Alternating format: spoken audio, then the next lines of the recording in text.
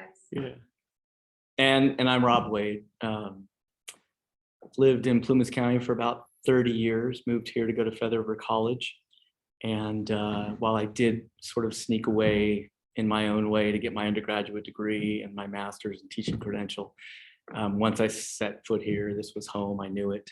And this was where I wanted to root down and give the best of me and kind of do that mashup of kids and nature and see what we could concoct as a community and using all of our collective passion and skill sets and everything else.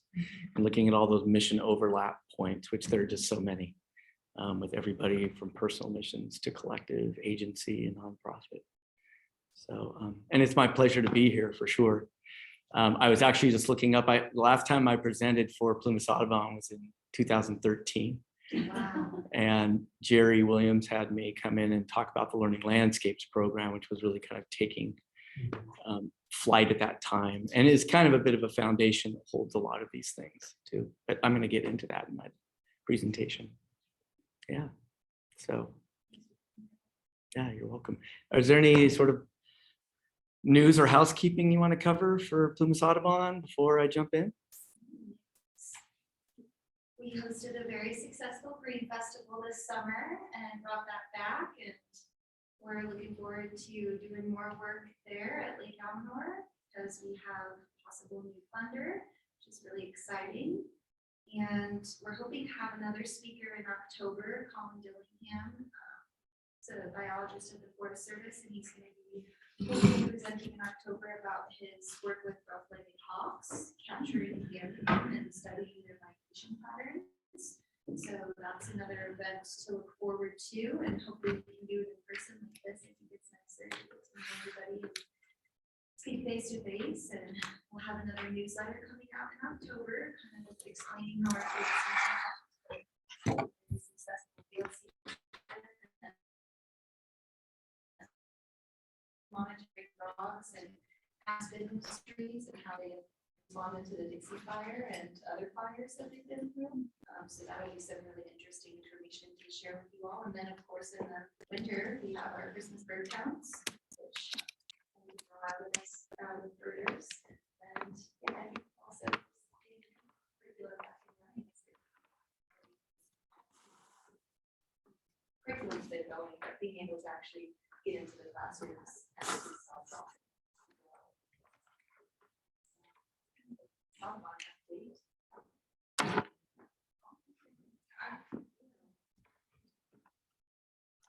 thought I'd hedge my bets and make sure I'm plugged in so we don't lose power partway through, since I'm doing a Zoom recording as well. Great. Well, thanks for having me again, Liz. Anything else you wanted to share? No, thanks for coming back. Sure. Presenting. And I think, I mean, I could stand as a presenter, but we are kind of cozy here. So I think maybe I'll sit as long as I project well enough for everyone. So what I thought I would do is actually just provide a little bit of a gestalt sort of wide view lens, both sort of programmatically as well as time, about sort of how this outdoor core mountain kid developed and then ultimately zeroed in on specific thematic or themes for each grade level, as well as sort of the long relationship too between the PUSD and Plumas Audubon and just myself and Plumas Audubon over the years I've lived here as well. So I'm just going to kind of move a little bit between all of those things. So Outdoor Core Mountain Kid really was the culmination of building one really great year in the PUSD, great outdoor sort of learning and stewardship year, in the 6th grade year, which is this big watershed year that the kids have. And it was an awesome thing to do, but then there was sort of this opportunity. Well, there's actually 13 years of public education. And while teachers had always championed wonderful things at different grade levels throughout the district in every community, there wasn't sort of a continuum, there wasn't consistency, and there was an opportunity to build a framework for a larger idea. And so Outdoor Core Mountain Kid is kind of the most recent part of this evolution. It's been going on for a long time. I'll just share briefly that I decided to do what I do with the Nature and Kids mashup I was swinging a hammer in Tahoe. I was looking at coming up to Feather River College to kickstart my education and get going again. But I'd kind of learned the trades in my 20s. And I had a favorite poet, Gary Snyder, who was out of the Yuba River watershed. And I went to a poetry reading of his in Truckee. And he read a couple of poems that just kind of rocked my world. One of them is called For the Children. And it was then that I really locked in on, okay, I'm going to work with kids. I'm going to work with nature. I'm going to find a way to kind of do that. And Plumas County and Quincy was supposed to just be a pit stop. I came here for a year, applied to Humboldt State, and was kind of moving on. But I ended up being housemates with Leslie Mink, and quickly in 1 year just got the community in my bloodstream, as well as the beauty is the beauty, but small town culture and the connectivity is a whole other thing. So I realized this was not a place that was just going to be a stepping stone for me, but it was going to be more of a foundation stone that I would kind of build upon. And so that's kind of been my privilege over my 28-year career in working in the Plumas. And I mean, Faith remembers when I first showed up with long hair down to my waist and no credentials and nothing. And they barely let me in the door. But we slowly built trust like all good relationships require. And it's taken some time, but I'm very gratified that I've been able to sort of incubate the vision with lots of people in this community. I get to be sort of the spear point and the figurehead with a lot of this, but I in no way have done this ever alone.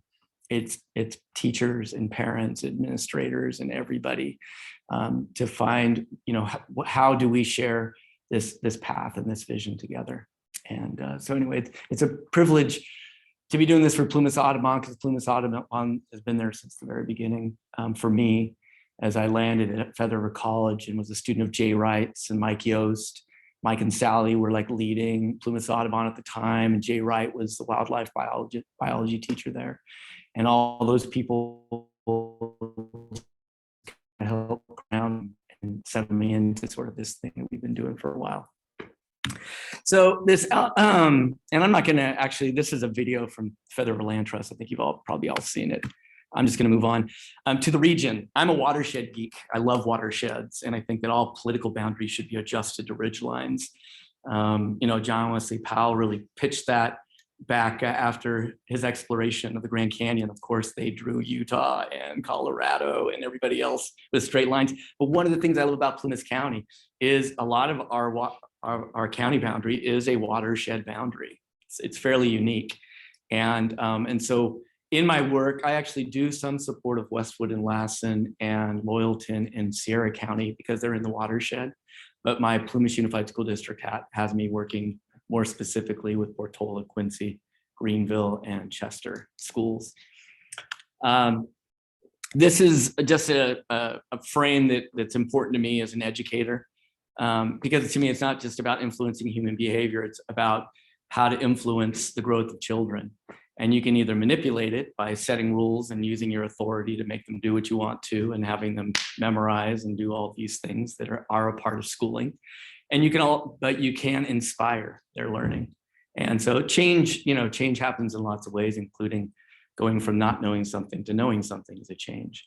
And so I very much believe in leading with inspiration. You can be coercive and have frameworks and curriculum and all of that. But if the kids are already on fire and engaged and excited, then it's not, there's no manipulation. There's not a hard sell. It's a collective journey that you're doing with the kids. Simon Sinek's just an author who I appreciate who said that. And then there's a bunch of Far Side cartoons. I just put these in here because I also think these kids need to learn life lessons, natural selection. I'm always joking about natural selection learning moments for the kids, where you got to figure it out if you want to stick around on the planet and pass your genes on down the line. And so this is a kind of a tongue-in-cheek one. We want all of our mountain kids to not be like the Anderson brothers, and to be able to laugh at jokes like this.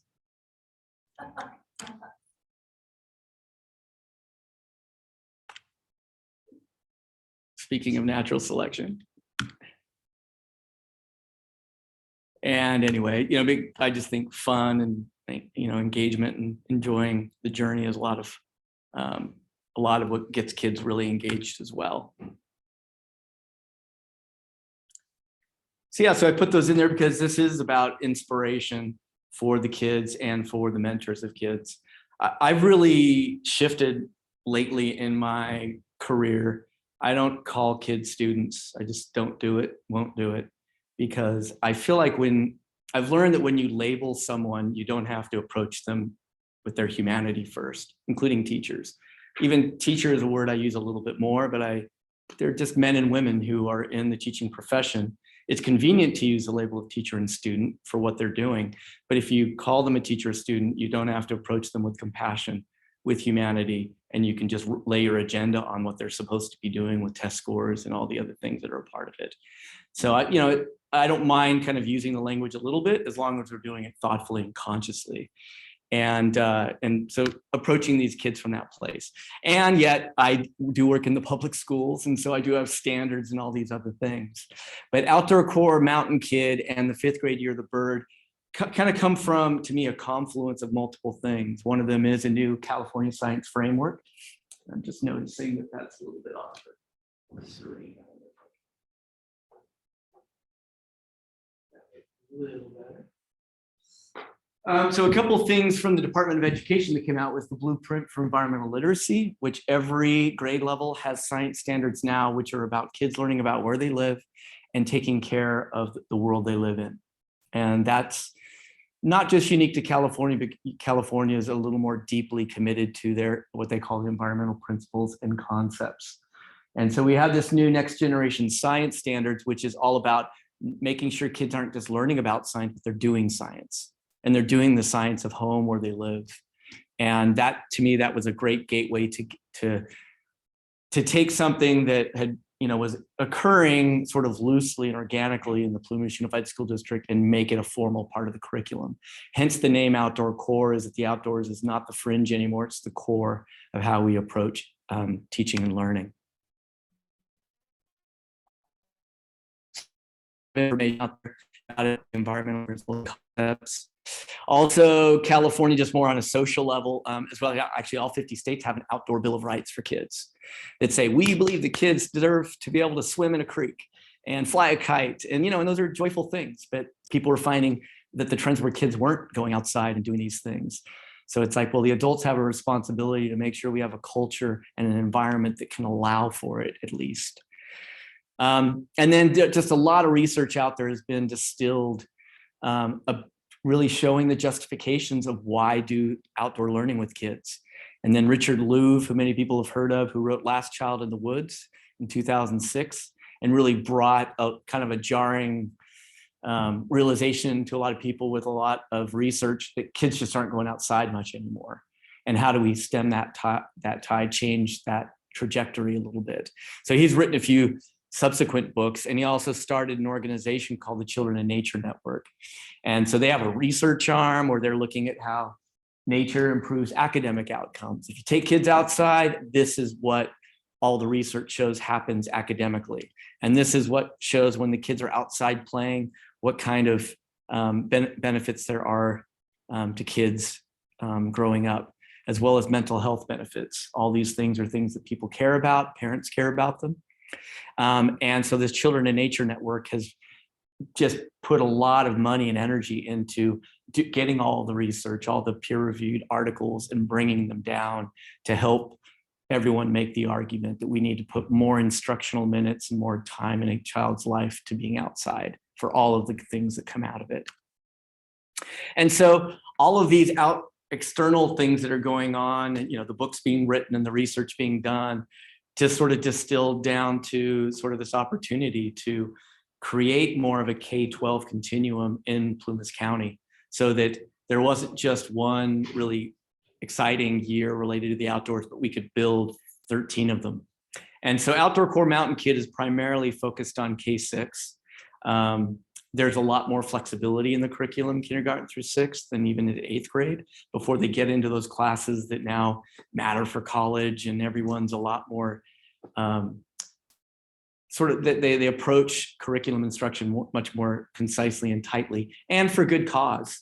There's a lot of expectations from society that the kids are going through and learning certain things in the curriculum. We have a little more flexible in those early grades. So we're making the most of it by having a year of the garden, a year of the invertebrate, a year of the reptile and amphibian in second grade. Third grade is the year of the mammal, the year of the trout, the year of the bird in fifth grade, and the sixth grade watershed year. And so this is going like really moving along district wide in all the communities, all of our elementary schools. And we're going to get to the fifth grade here shortly.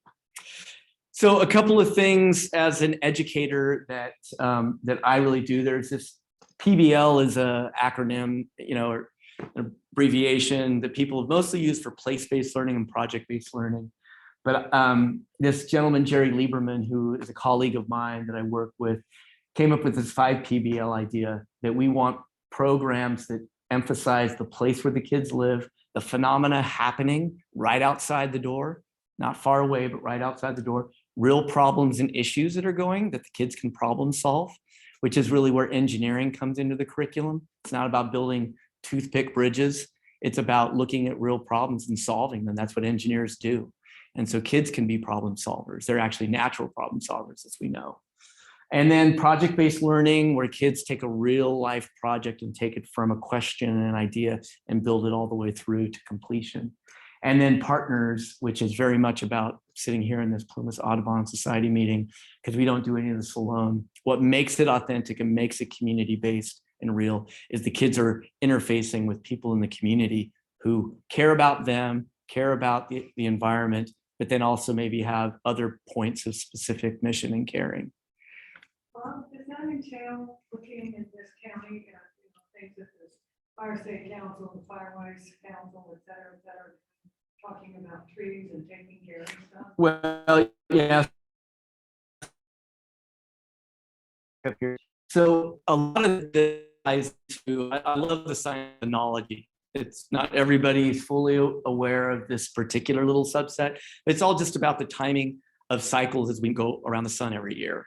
And so there are, there's specific phenomena that are occurring in our environment, like wildfire. That's a big phenomenon, but within that you have fire weather, fire behavior, all these different pieces, fuel moisture. Every one of those are a particular phenomenon that kids can study and have been studying. We've been partnered for quite a while with the Plumas and Alaska National Forest on fire restoration projects ever since the Story Fire in 2000, the Chips Fire in 2012, long before our mega fires land in the last couple of years. But phenology is the big thing, and this is really what I encourage our teachers. We don't study anything in the abstract. We study what is right outside the classroom door today. So it's very tied into this moment in this place, which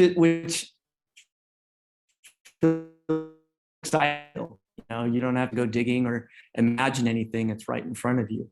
And look at how things are actually changing as we go day, by week, by month, by season, as we go, around the sun each year. And so we have, even though there is a 12-year or 13-year arc from K to 12, ultimately we're zeroing in on what we can do at each grade level. I do support the upper grades with field trips, with guest speakers from our local agencies and such. And we also look to have our older kids actually steward these learning landscape properties that are near the schools.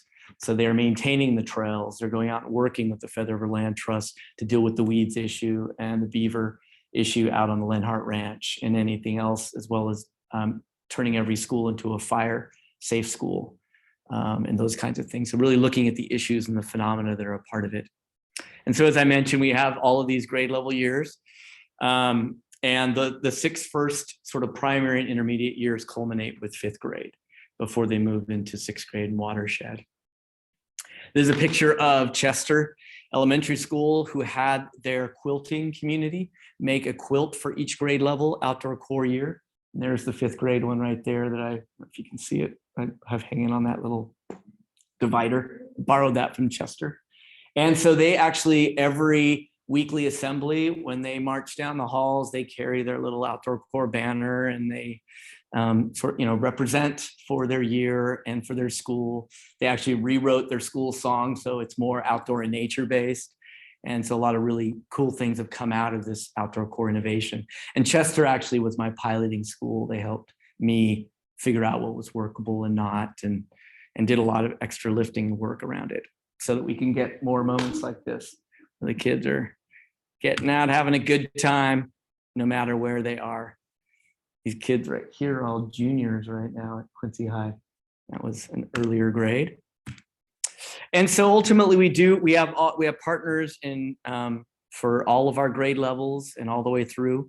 One of the things we've been working on is that each teacher has a science and stewardship mentor, because especially K-6, very few teachers have bachelors of science, like very, very few. It's less than 10% nationally. So you have a bunch of Bachelor of Art teachers that don't lean into science because they're not comfortable there. And so while certainly we're trying to grow their comfort by giving them experiences and they learn more over time, having a local scientists and stewards and partners like Plumas Audubon really help them to be able to exhale and be like, okay, I don't have to have all the answers, and I can lean and I can call up Liz, and Liz can help me set something up or whatever that is. And so anyway, just a few other little graphics of some of the partners. Learning Landscapes is a real important partnership with the Feather River Land Trust, because starting 18 years ago, we identified properties all over the region that they helped to raise money for and conserve. They built the outdoor classrooms and the trails, and purchased kits to support our schools and our teachers going outside. And they were kind of the leading edge of the first sort of big fundraising outside of the school district partner to do that. And that started around 2002. And creating a place, filled with dreams. If you build it, they will come. Not necessarily. Well, they'll come, but maybe not that often. So we need to come up with more ideas and more supports to move them along. But part of that process was also looking at each of those years, like the Year of the Bird, and what are the Sierra books that we can get for each of our grade levels, so that we're not getting like a Birds of North America, and then the teachers have to try and sort out which ones are in the Sierras and not. We've tried to do all of that, as much of that work as possible. And then lots of field journaling. Field journaling is a really big part of what we do. And Jamir Laws, who is the author of the Sierra Nevada Field Guide, the Laws Field Guide, as well as the bird version of that, is a very good friend of mine and loves what we're doing up here. He doesn't even actually do trainings anymore at the school level, just because he's an international guy. But he tells me, he's like, Plumas is where the one place I'll show up for. And it's not because he doesn't care about anybody else, but he knows we're doing something special up here and he wants to be a part of it, which I really love and appreciate from him. And actually, here's a few photos of him being up here and inspiring the kids. He recently released this How to Teach Nature Journaling book that came out a couple of years ago. And we bought one of these for every one of our teachers. Also available as a downloadable PDF for free on his website. So if you have, kids, grandkids, friends that you want to incite into a nature journaling riot and get them engaged, he has so many free resources on his website. So I very much encourage you to look at it. As it says there are 31 field activities. So it's not just going out with a journal and now wondering, well, what do I do now? I'm outside nature and I got a book. Where do I start? And so he broke it down into 31 different activities that could really be helpful.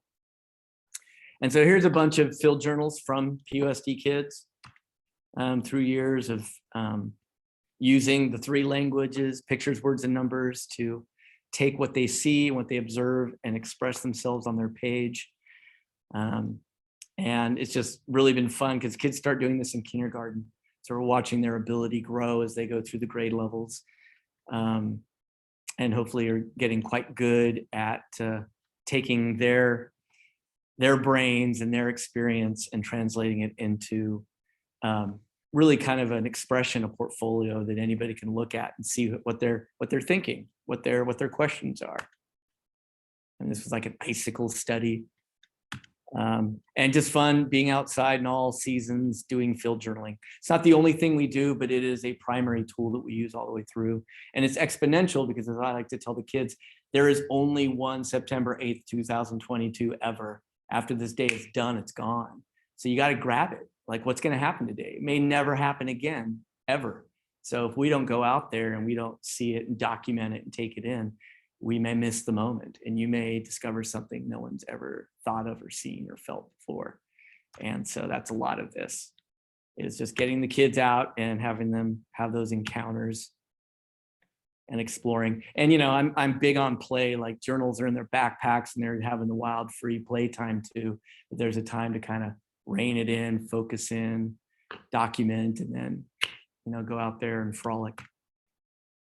So a couple little things with our nature journaling that I'll just mention, just because again, we do it every year, including our 5th grade year of the bird, is the first thing we do is we date stamp and we geolocate. So where are you and when are you? Once you lock that in, you now have a scientific document that anybody else can substantiate. Oh, you were there at this place at this day, and people can look at changes through time that way. So going from a where and a when are you into other little pieces, like when was the sunrise and sunset today, and have kids realize, oh, daylight and, you know, night and light length is changing every single day of your life. And so is the moon phase. It's never the same. And where the planets are popping up. And so there's a lot to dig in. And one of the reasons I'm sharing this piece is 5th grade also has this Earth and space science standard where they're learning about sort of the Earth and the moon in relationship in space. And we like to bundle that up with the birds as well. Things like a lot of light pollution throws off migration and how birds do use, you know, stars in wayfinding as they migrate. And so kids understanding that, getting to know the night sky as well, is kind of a fun part of their 5th grade year as well. And then, you know, we track other little details as well every day because it changes all the time. And then ultimately, because we've been successful, you know, our story is worth telling. I think you all know that from the Audubon magazine in the bottom left with Emily Bryant. And there was a big push that year, and National Audubon came out. Maggie Starbard, a professional photographer, came out and took a bunch of really great photos, because I'm always just pointing and shooting with my smartphone, and they're not always the best. But we've really been acknowledged both locally, statewide, and nationally for the kind of programming that we're trying to do with our kids here to have our mountain kids grow up truly with a mountain kid experience. And it's been fun. I've written some things. And I've learned I'm not a writer. I don't like the editing process. It's brutal, but it's good to still tell your story because it just inspires more people as well. So finally, we land squarely in the 5th grade year of the birds. That is obviously a grebe, and the artist who designed all of our logos for our different grade levels lives up in Chester. And he just donated his time to do all this original art and help us figure this out. And it was, when he was doing it, the Grebe Festival definitely had its footing in Chester. So when it came to picking a bird species, he went with grebe. And so it definitely lands really strongly for 5th grade up in Chester. Western grebe is everywhere. Well, and we wish there were more of them and they were being successful. I know it's an ongoing struggle, but it's both a species and a phenomenon, you know, that the kids get to study and realize, oh, there's a problem here. Why is there a problem? What led to the problem? Could we do something? And so kids being able to take action is a big, important part of what we do with Outdoor Core as well. So as I mentioned, this has been developing in lots of ways. It's the one thing I love is that the ELA, the reading, writing, speaking, listening at each grade level is being tuned to their grade level year. So in 5th grade, their kids are each choosing a bird species and they're researching it and then doing a report on it and writing about it. And that's true for all those grade levels. So these kids are using their art time and their reading and writing time and their math time all around their year. I think it's just the local cat. It's fine. I think the cat just kind of comes in, does whatever. Yeah, right. That's an issue that we can all study too. I know. So one of the things around the year of the bird, and actually all the years, is this 1/4/10/36/180. And let me just explain what it means. That every school year, there are 180 days, 36 weeks, 10 months, 4 seasons, and 1 year. And so one of the ways that we've built the curriculum is what do we do 180 times a year? Every single day that's a part of our year of the bird. What do we do once a week? 36 times. What do we do once a month? And you'll find, and so we try and build activities that the kids can do to reinforce that this is an important year, the year of the bird. And they do that by doing little 5-minute, anybody see any birds after school when you went home? So when they come back, You can kind of find out any cool sightings kids have seen, or over the weekend. That can be a daily or a weekly thing. I have teachers identify one day a week that they go outside, not for recess alone, but for this. So they're going outside to do a point count, or they're going outside to do some journaling or whatever they might do. So that 1, 4, 10, 36, 180 is just part of the way my brain works. And it's just helping teachers be like, the year of the bird, oh my gosh, where do we start? There's so many birds and there's so much we could do. And so it's breaking it down to just sort of one big year. What can we do each season? It's a clear touch.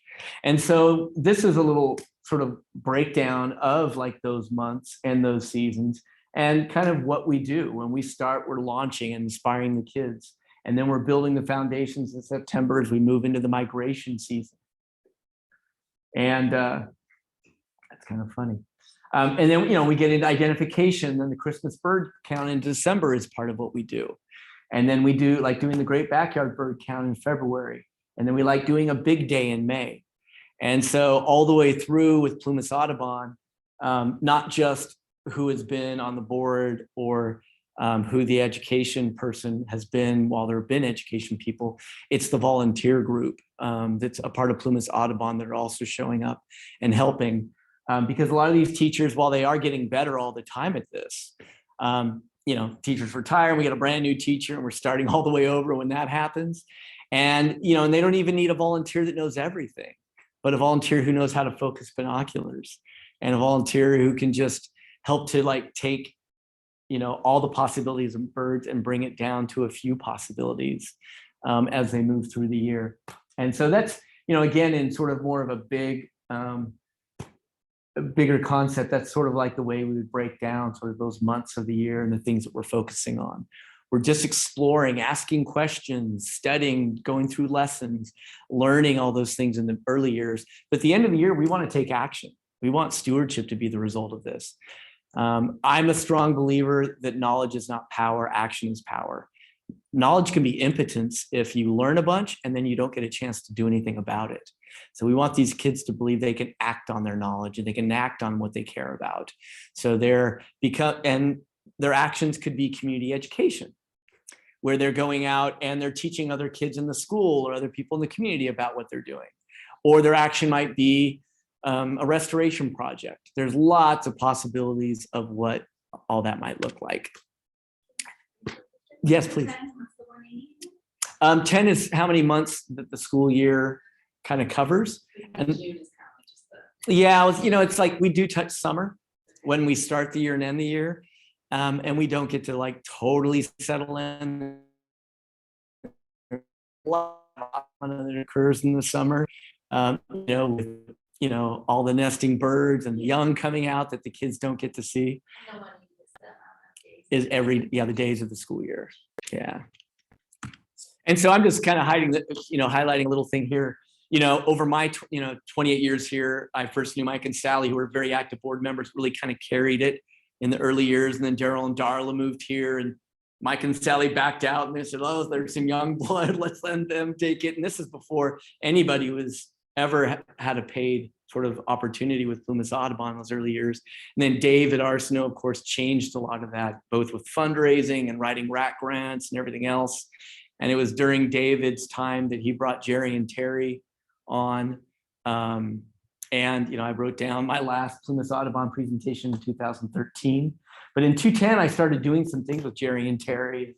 Some of the early little pieces is, we just kind of created a hack bird log, just came up with something to kind of document the birds. And this was in the early 2000s. They put together birds likely to be seen around Quincy, and we did that for every one of the communities. And so there was like a coloring page and a little fact page. And this is really before there was digital flow with what we were doing. Silly cat. And so anyway, it's been fun to sort of see that growth. But Jerry and Terry started doing bird walks and doing some great identification out there with kids all over the county. And, and they were volunteering and, when they were around and when they weren't around, not as much happened. But then Teresa, I think, as and, when she started getting involved with David, and there was a little bit of funding for her. That's when they wrote the PEEP grant. And, back in 2017 was when that was awarded. And that, helped to fund some kits and time, and then this amazing curriculum that Faith passed around already, which is really the core curriculum that we use with the Year of the Bird all the way through. And then Ashley kind of filling in last year a little bit after our COVID year kind of knocked the whole thing askew. And while Liz is kind of actively doing this now, she's been helping for several years with all this stuff too, which is helpful because while you haven't been out there with the kids in the classes so much, the PEEP curriculum. And that was one of the main reasons I started looking into this position, this organization. I wanted to do wildlife things, but I was like, wow, this is a really incredible project. It's unique. Totally. It's really great. It was interesting. Teresa and I, when we were working on that curriculum, went around a little bit in that I didn't want to say climate change, not because I don't believe in climate change. I follow the science. The climate is changing and climate change is real. But I really have been committed to making sure that everybody in the community wants to stay at the table. And as soon as you add change to climate, you will have 50% of the parents and their kids pulling away saying, I think you have an agenda. So I just start with climate. Like, we're just going to study the climate. We're going to talk to the loggers and the ranchers, and everyone's going to talk about how much it's changed. And the data and the stories and all of that let us know that things are changing. And the kids going out there and looking the first day that the red-winged blackbird is back and looking at how that's changed over the last 10 years. All of this data helps everyone to understand what's actually going on. And so anyway, but the curriculum is very, very popular, and the teachers all use it as the foundational basis of what they do in the 5th grade year all the way through. And so, obviously I have a little slide on the curriculum. The bird journal is a part of it, which is a much nicer upgrade from this. Emily Bryant worked with Teresa because Emily is just kind of a crazy artist, gal, and very, very talented. And they pulled her in to create a lot of the original art and the kid fun quality of a lot of this. And she really helped to move a lot of that forward. And I'm not sure if this will play, but I thought I'd try. I have a few little videos that are a part of all this. So this is from the Learning Landscape program.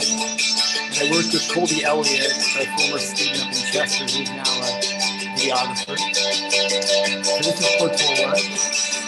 And I wanted to feature this because it includes the dig days that were funded by the PEEP grant. And Michael Hall led all of these native plant plantings, including the one that we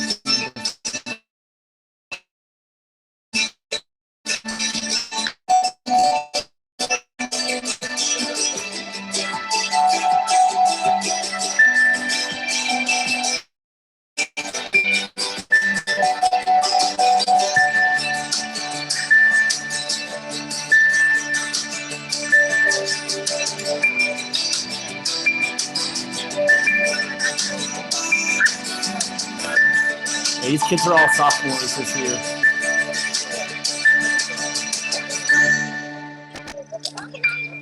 So Tierra de los Venados, which means land of the deer. The kids in the school, because there's a large Latino population in Portola, named their learning landscape behind the school because there's so many deer there. But Dave Valley, the retired teacher from Portola High, who's a wildlife biologist and a hunter, he and his students built that whole learning landscape, with bird nesting boxes, mule deer guzzler, a trail, a bunch of interpretive signs, and he and his students designed everything and built it all. It was really wonderful.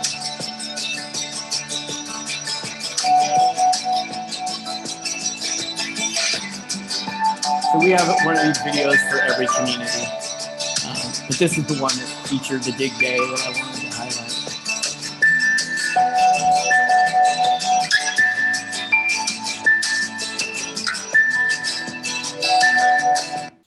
All right, that's a silly looking face right there. But I wanted to share this little piece. Hey, Mountain Kids, this is Rob Wade welcoming you 5th graders to the Year of the Bird, B-I-R-D, bird. This is an excellent year. I know you've been kind of going along through our Outdoor Core Mountain Kid years, learning a lot about different things and different animals that live in our area. And this is your year to master the birds. So a local scientist or wildlife biologist who study birds is known as an ornithologist, and you are going to become junior ornithologists. To be an official ornithologist, you have to go to school and college and get a degree and work for a lot of years. But a junior ornithologist, it just requires you being fully interested and fully committed to learn all you can and to do all you can for our birds in. So it's in my our welcome area in video Plumas for the County. first week of school. So as a mountain kid, you already know a lot about what that's like. And I know you probably know about birds here generally, but there are a lot of birds in Plumas County. Over 200 different kinds of birds call this place home for at least part of the year. And I know you don't know 200 different ones, and you're not supposed to learn all 200, but you are going to learn more this year. So I and our ornithologist friends in the region are inviting you to become junior ornithologists and to learn with us and to help us to study and to take care of the birds in our area. And you're going to be doing that little by little as we go through the seasons. We get to watch the birds migrate out in the fall and come back in the spring and get to hang out with the ones in the winter who are like us, that they're 4-season residents. But we need your help. We can't do it all by ourselves. Our ornithologists are only a few of them in our area. And so a local group, the Plumas Audubon Society, will be working closely with us to visit you pretty regularly and to work with your teachers. But you're also going to need to become independent, where you can go out and study them on your own and independently, check and we'll work together to birds in our area. So again, thank you for being a part of this year. It's an exciting year. You're going to get to do some amazing things this year. Really, we couldn't do it without you. So thank you for being more pairs of eyes, pairs of hands, and growing brains to make the world a better place for birds. Take care. We'll see you soon. Bye. So, and during the pandemic, when I couldn't have any field trips, I made hundreds of videos, and they're not great. I didn't edit one of them. They're one-shot wonders, but the kids liked them because it wasn't all polished. I didn't put any groovy graphics. It was just me and nature. And I made a bunch, but not just me. A lot of other people did. This is actually one that Rachel Bauer made.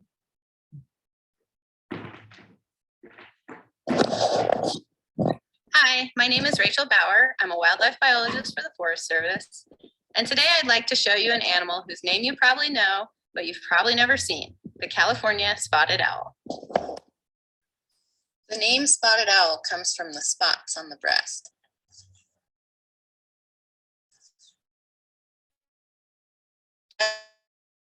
And act like camouflage and help the owl blend in with the trunk of this fir tree. So I basically put the word out to all the biologists, and I just told them, hey, There's a mouse we moving need, around in if these you're out logs in the that has field the and you see a owl's phenomenon, interest. make a video for me and send it to me, and we'll post it to the grade level. So the kids. If you've ever seen an owl bobbing its head around, it's doing this to better locate its prey or a sound it hears. Owls have specialized feathers around their face in what's called a facial disc. The facial disc acts like a radar. Great stuff. Here's one. I know this here's Colin. Colin made a bunch for me on all sorts of different topics because he's Colin. Let's see what Colin has to say. Hi, my name is Colin Dillingham. I work for the United States Forest Service on the Plumas National Forest. I'm here to talk to you today about swallow migration. It's a good place to come is to a place like this where there's a pond. I'm here at Dillinger Pond in Quincy, and swallows have just started migrating up here, and we have tree swallows, northern ruffling swallows, and barn swallows all using Dillinger Pond right now. But you could go to basically any body of water or open meadow right now and start looking for swallows that have migrated into Plumas County. Get out there and go have fun.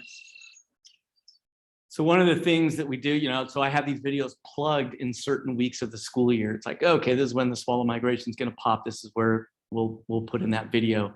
And while I don't have them perfectly yet, the goal by the end of this year is every grade level, including 5th grade, will have a provocative video every single week of the school year. So the teachers can use it to, to prime the kids. We're going to watch a video. Now we're going to go out and explore that phenomenon. And so, I encourage any of you, if you're out and about and you see something great, interesting, curious, even if you don't have all the answers, make a quick video of it, share it.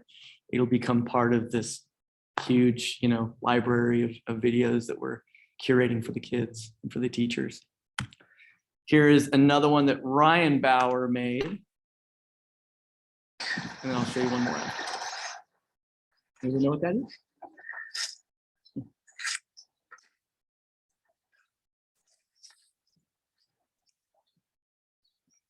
Yeah, right. You totally can. Very consistent beat. You could have the Dipper and the Wilson Snake. I love the ambient sound of the river. Yeah. And how many of you know Abby Marshall? She's a local born and raised gal from Portola. And I asked her to make a few videos and she did. And she works on Hi, the Mountain Kids. Beckworth Ranger My name District. is Abby Marshall. I am a seasonal wildlife biologist at the United States Forest Service office in Blairsden on the Beckworth Ranger District. I'm also a graduate student at Oregon State University studying natural resources and wildlife management.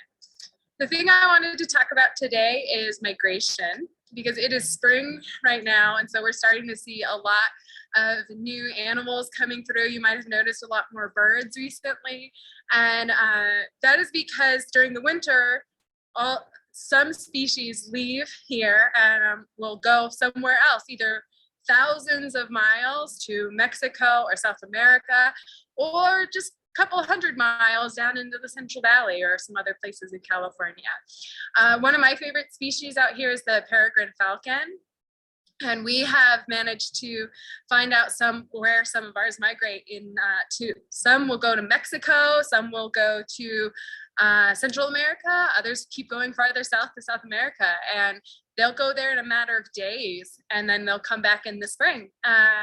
Another, we have monarch butterflies, and that can take multiple generations just to do their thousands of miles of migration.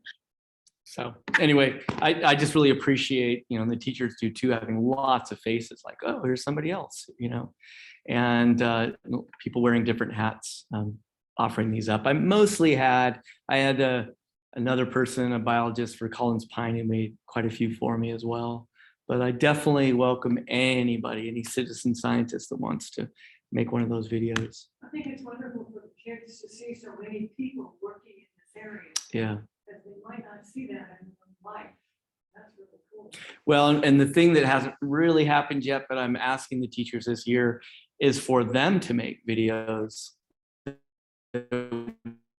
Yeah, kids will see kids talking about, like, they're outside and they see a really cool phenomenon and they document it and then they share it out and then we build it that way too.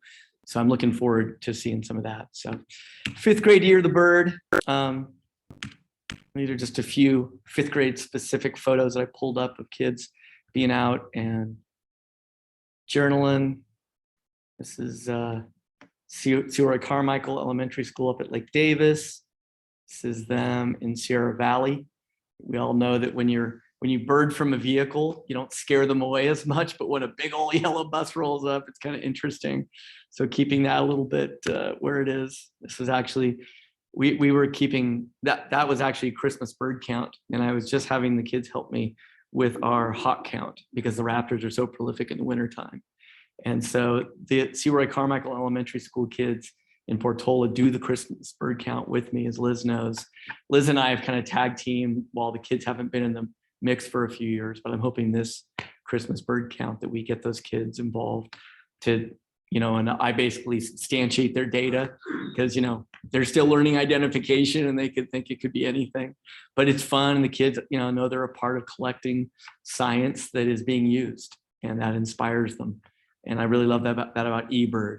And it makes it so easy to step outside for 5 minutes and collect some little data points. And that's citizen science. It never been easier. than it is in 2022. We hope to kind of keep doing that. It's a good lesson that they find data. Where there are facts behind things. Yeah. Yeah, They can learn. they do. We also did a field day at the Linhart Ranch a few years back. I think it was 4 years ago now, with Colin and David Hamilton when he was here still. And so it was a Plumas Audubon and Plumas National Forest mashup. And they caught and banded several hawks, red-tailed hawks specifically. The kids just were like, Catch 'em, Bob. You put What's it? out a, kind of looks like a suet feeder, but it's like a mesh box. You put mice in it, and then you put these little fishing line nooses all over the box. And then you put that into the ground and you kind of camouflage it, and the mice don't actually die. The bird just thinks it's gonna get the mouse. When it comes down to grab it, its foot gets trapped on the thing, and you're looking from very far away through a scope. And then you have to run over there, capture the hawk, and calm it down, and get the nooses off of Calming its it feet. down, that'd be fun. Running to go get it is the hardest part. You have to sprint as hard as you can so that you can catch it before it gets hurt. And then once it's in your hands, it pretty much calms down. Why, I bet the kids love that. yeah, I mean, they're in awe. They're really amazed by it all. And, and Colin and, the other scientists really reflect back strong. It's like, this isn't for fun. We're catching them, we're banding them, we're collecting information about them when we do this.